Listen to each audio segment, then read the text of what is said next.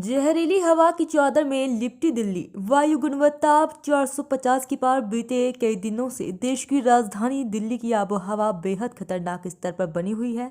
तमाम इंतजामत के बाद भी एयर क्वालिटी इंडेक्स में कोई सुधार नहीं आ रहा है। वहीं गुरुवार को दिल्ली एनसीआर में वायु गुणवत्ता 450 के पार पहुंच गई।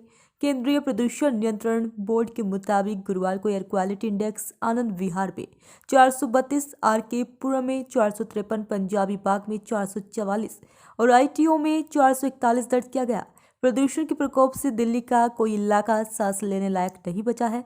दिल्ली में बेहद खतरनाक स्तर पर वायु गुणवत्ता को देखते हुए शीर्ष अदालत ने दिल्ली सरकार को प्रस्तावित किया है कि ऐप आधारित कैब्स को राष्ट्रीय राजधानी में कुछ दिनों के लिए बैन कर दिया जाए। परिवहन मंत्री गोपाल राय ने इस प्रस्ताव पर कहा कि इसे लागू करने के लिए विभाग को निर्देश दिया गया है।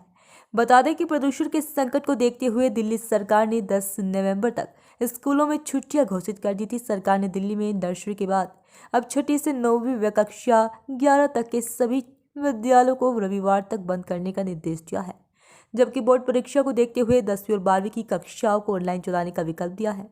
सीएम केजरीवाल की अगुवाई में सोमवार को प्रदूषण के हालात की समीक्षा के लिए बुलाई गई उच्च स्तरीय बैठक में ये निर्णय किए गए हैं कि वहीं पर्यावरण मंत्री गोपाल राय ने बैठक के बाद बताया कि ऑड इवन के अंतर्गत ऑड यानी विषम तारीख वाले दिन सिर्फ 1, 3, 5, 7 और 9 और इवन यानी सम तारीख वाले दिन 0, 2, 4, 6, 8 आदि आखिरी अंक की नंबर प्लेट वाले वाहन ही चलेंगे।